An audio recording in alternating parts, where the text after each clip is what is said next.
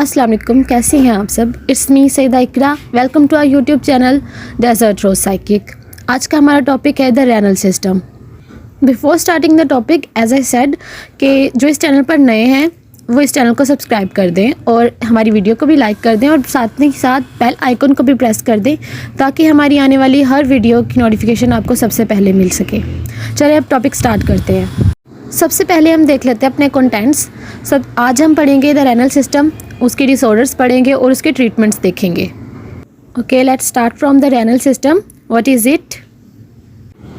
The renal system को हम urinary system भी कहते हैं।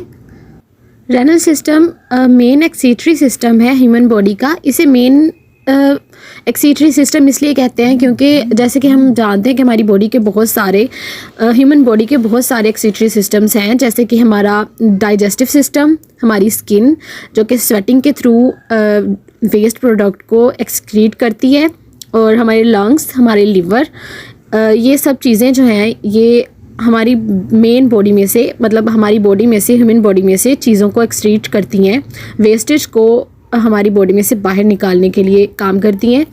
और जो द रेनल सिस्टम है इसको मेन एक्सक्रीटरी सिस्टम इसलिए कहा जाता है कि इसमें एक्सक्रीटरी लिमिट जो होती है ना वो बाकी एक्सक्रीटरी सिस्टम के जो पार्ट्स होते हैं उनसे ज़्यादा होती है।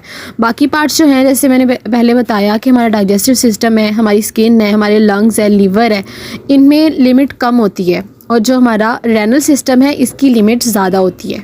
हमारी बॉडी में जो वेस्ट प्रोडक्ट होते हैं उनका हमारी बॉडी में से एलिमिनेट होना ज़रूरी होता है, क्योंकि अगर ये एलिमिनेट ना हो तो होम्योस्टेटिस जो है वो मेंटेन नहीं रहता। होम्योस्टेटिस जो है वो हमारी बॉडी का इंटरनल एनवायरनमेंट है जिसका मेंटेन होना बहुत ज़रूरी है, और ये वेस्ट प्रोडक्ट जब हमारी बॉडी में से एक्सक्रीट होते रहते हैं तो हमारा होम्योस्टेटिस, हमारी बॉडी का इंटरनल एनवायरनमेंट मेंटेन रहता है। अब यहाँ जो सामने आपकी डेफिनेशन है इसमें भी यही चीज़ लिखी है जो मैं आपको ऑलरेडी बता चुकी हूँ। Renal system in human organ system that includes the kidneys where urine is produced and the ureters, bladders and urethra for the passage store and voiding the urine। अब मैं आपको इनके पार्ट्स के इसी चीज़ को थोड़ा सा एक्सप्लेन करके बताती हूँ कि हमारी ह्यूमन बॉडी के अंदर किडनी के दो पार्ट पेयर होते हैं, वो हमारी बॉडी में प्रोड्यूस करते हैं और सिक्रेट करते हैं यूरिन को। मतलब किडनी जो हमारी है वो ब्लड के थ्रू वेस्ट प्रोडक्ट को अलग करती है। हमारी किडनी जो है वो वेस्ट प्रोडक्ट को ब्लड में से अलग करती है और वो प्रोड्यूस करती है और सिक्रेट करती है यूरिन को किडनी से आगे यूरेटर्स में, और उसके बाद यूरेटर्स का ये काम होता है कि ये ट्रांसपोर्ट करते हैं यूरिन को from kidneys to urinary bladders. और जो यूरिनरी ब्लैडर्स होते हैं उनका ये काम होता है कि ये कलेक्ट करते हैं और स्टोर करते हैं यूरिन को अनटिल इट वॉइडेड, जब तक वो वॉइडेड नहीं हो जाते। फिर आता है काम यूरेथ्रा का।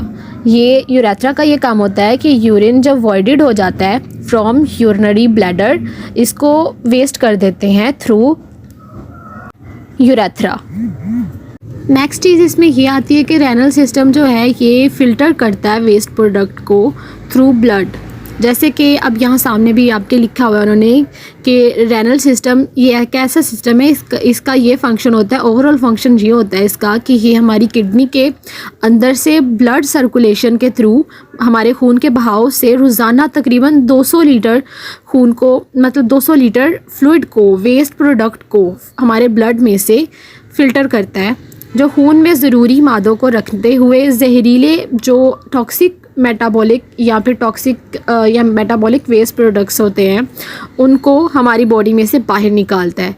और इसमें एक्स्ट्रा चीज़ ये आती है कि ये हमारे बॉडी में से आयन जैसी अज़ाफ़ी मसनूआत या अज़ाफ़ी चीज़ों को भी ख़ारिज करने की, हमारी बॉडी में से बाहर निकालने की इजाज़त देता है। जैसे कि मैंने पहले बताया कि इन सब का हमारी बॉडी में, इस पूरे वेस्ट प्रोडक्ट का खारिज होना, हमारी बॉडी में से बाहर निकलना, एलिमिनेट होना बहुत ज़रूरी होता है।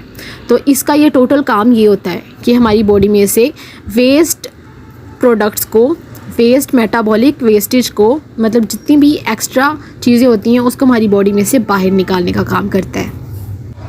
नेक्स्ट अब हम बात करें कि रेनल सिस्टम में किसी ख़राबी की वजह से या फिर हमारा ये जो पूरा सिस्टम रेनल सिस्टम का जो प्रोड्यूस हो रहा होता है या फिर वो सिक्रेट कर रहा होता है चीज़ों को, अगर इसमें कोई ख़राबी या कोई कमी बेशी हो जाए तो उसकी वजह से क्या क्या डिसऑर्डर्स या क्या क्या डिसीज़ हो सकती हैं। जैसे कि मैंने पहले भी बात की कि हमारी किडनीज़ ही ये सारे सिस्टम को कंट्रोल कर रही होती हैं, तो सबसे मोस्ट कॉमन डिसीज़ भी जो इसमें आती हैं वो भी किडनी से रिलेटेड ही होती हैं। सबसे पहली आ जाती है diabetes. Diabetes most common cause of kidney disease, लेकिन इसमें हार्ट डिसीज़ भी आ जाती हैं, ओबेसिटी भी आ जाती है, जैसे मोटापा आ जाता है।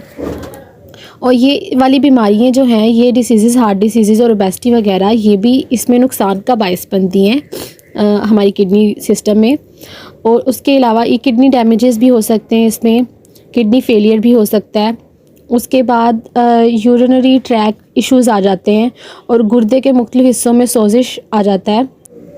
And that all problem also lead to long term functional decline. And the other renal system disease और disorders are chronic kidney disease, diabetes, diabetic kidney problems, dialysis, kidney cancer, kidney diseases, kidney failure. जैसे कि मैं आपको बोला कि ज़्यादातर kidneys issues ही होते हैं इसमें, क्योंकि सारा फंक्शन हमारी किडनी के ऊपर डिपेंड करता है। ब्लैडर इन्फेक्शन हो जाता है। यूजुअली जो ब्लैडर इन्फेक्शन है ये बैक्टीरिया की वजह से होता है। किडनी इन्फेक्शंस हो जाते हैं, ये भी ब्लैडर वगैरह में किसी प्रॉब्लम की वजह से होते हैं। When a bladder infection backup the ureters, तो हमारे किडनी इन्फेक्शंस भी हो जाते हैं इसकी वजह से। हमने डिसीज़ और डिसऑर्डर्स देख लिए। अब हम बात करते हैं किडनी के रिलेटेड या फिर रेनल सिस्टम डिसऑर्डर्स के रिलेटेड जो ट्रीटमेंट्स हैं उनकी। मेन किडनी ट्रीटमेंट्स में मेडिकेशंस आ जाती हैं, इंजेक्शंस के थ्रू लोग ट्रीटमेंट करवाते हैं। डायलिसिस आ जाता है, किडनी डायलिसिस, ट्रांसप्लांट आ जाता है, किडनी ट्रांसप्लांट्स आ जाते हैं इसमें। ये मेन इसकी किडनी ट्रीटमेंट्स हैं। अब मैं इस चीज़ को थोड़ा सा एक्सप्लेन करना चाहूँगी कि हम डायलिसिस और किडनी ट्रांसप्लांट के थ्रू किस तरह ट्रीटमेंट करवाते हैं। तो मैं आपको बताती हूँ कि जो डायलिसिस है वो कैसे काम करते हैं। जब हमारे जो गुर्दे हैं, हमारी किडनीज़ जो हैं वो मज़ीद काम नहीं कर पाती हैं, मज़ीद ये जो हमारा रेनल सिस्टम का सारा प्रोड्यूसिंग सिस्टम है इसके ऊपर काम नहीं कर पाती हैं, तो हम डायलिसिस के थ्रू हमारे खून से वेस्ट प्रोडक्ट्स को या एक्स्ट्रा फ्लूइड को आर्टिफिशली रिमूव कर देते हैं। और वो आर्टिफिशली रिमूविंग का जो प्रोसीजर होता है उसको डायलिसिस कहा जाता है। नेक्स्ट पार्ट है kidney transplant. A kidney transplant involve surgically placing a healthy kidney from a donor into your body. यानी कि एक डोनर जिसके पास की एक हेल्दी किडनी है वो अपनी किडनी आपको या फिर जिसको इस किडनी की ज़रूरत होती है उसको ट्रांसप्लांट करवाने के लिए प्रोवाइड करता है।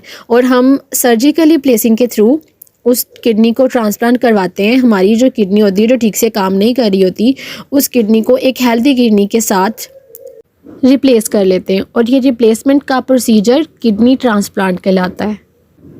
इसके अलावा अगर आप अपनी डाइट को बैलेंस्ड रखते हैं, अपनी डाइट को मेंटेन रखते हैं, तो भी आप अपनी हेल्थ को कंट्रोल कर सकते हैं, अपनी किडनी डिसीज़ से बच सकते हैं, अपनी मतलब यूरिनरी और रेनल सिस्टम के ऊपर बेस करने वाली डिसऑर्डर्स और डिसीज़ से बच सकते हैं। जैसे कि वेजिटेबल्स का ज़्यादा इस्तेमाल, फ्रूट्स का ज़्यादा इस्तेमाल, सलाद वगैरह या सीड्स वगैरह का इस्तेमाल। इस तरह की बैलेंस्ड डाइट, अच्छी डाइट से भी आप अपनी इम्यून सिस्टम को, अपनी हेल्थ को, अपने डाइजेस्टिव सिस्टम को, वो सारे प्रोडक्ट्स को, उन सारी ह्यूमन पार्ट्स को जो कि बॉडी में से वेस्ट प्रोडक्ट को बाहर निकालती हैं, उनको हेल्दी रख सकते हैं। हमारा आज का टॉपिक यहाँ ख़त्म होता है। Thank you so much for listening.